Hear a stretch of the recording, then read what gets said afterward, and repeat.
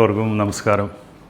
ഒരിക്കൽ കൂടി തിരുപ്പിറവിയുടെ പെരുന്നാളിലേക്ക് എല്ലാവരും ഒത്തുചേരുകയാണ്.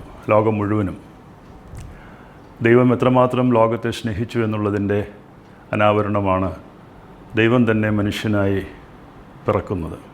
മനുഷ്യൻ്റെ വേദനകളോടും അവൻ്റെ സഹനങ്ങളോടും അവൻ്റെ ഇല്ലായ്മകളോടും സമരസപ്പെടുന്ന ഒരു ദൈവം നിശ്ചയമായിട്ടും നമ്മുടെ വേദനകളിലും പ്രയാസങ്ങളിലും പരിമിതികളിലും നമ്മോടൊപ്പമുണ്ട് എന്നുള്ള ഓർമ്മപ്പെടുത്തൽ, ദൈവം നമ്മോട് കൂടെ ഉണ്ട് എന്നുള്ള ഓർമ്മപ്പെടുത്തൽ, അത് തന്നെയാണ് തിരുപ്പിറവിയുടെ സന്ദേശം നമുക്ക് തരുന്ന ഏറ്റവും വലിയ ആശ്വാസം. ദൈവം, മനുഷ്യൻ,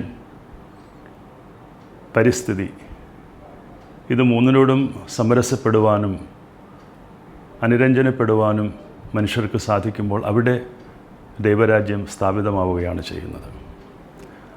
അതുകൊണ്ടാണ് സുമനസ്സുകളുടെ കൂട്ടായ്മയും നീതിയിലധിഷ്ഠിതമായ ഒരു സമൂഹവും സൃഷ്ടിക്കുക എന്നുള്ളത് തിരുപ്പിറവിയുടെ ഏറ്റവും വലിയ സന്ദേശവും അത് നമുക്ക് തരുന്ന ഒരു വെല്ലുവിളിയുമാണ്.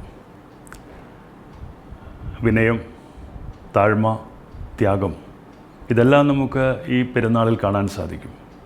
അതുകൊണ്ട് തന്നെ ഈ തിരുപ്പിറവിയുടെ പെരുന്നാളിലൂടെ അനേകർക്ക് ദൈവസ്നേഹത്തിൻ്റെ നല്ല സാക്ഷ്യമാകുവാൻ, സമാധാനവും സന്തോഷവും അനേകർക്ക് പകർന്നു കൊടുക്കുവാൻ, പിറവിയിലൂടെ ദൈവം നമ്മിൽ പിറക്കുവാനും അതിലൂടെ ആ സമാധാനവും സന്തോഷവും അനേകർക്ക് പങ്കുവയ്ക്കുവാനും ഏവർക്കും സാധിക്കട്ടെ എന്നുള്ള പ്രാർത്ഥനയാണ്. എല്ലാ പ്രേക്ഷകർക്കും ക്രിസ്തുമസിൻ്റെ സമാധാനവും സന്തോഷവും നേരുന്നതോടൊപ്പം പുതുവർഷം ഐശ്വര്യവും സന്തോഷവും വിജയവും സമാധാനം നിറഞ്ഞതായിരിക്കട്ടെ എന്ന് ആശംസിക്കുന്നു. ദൈവം അനുഗ്രഹിക്കട്ടെ.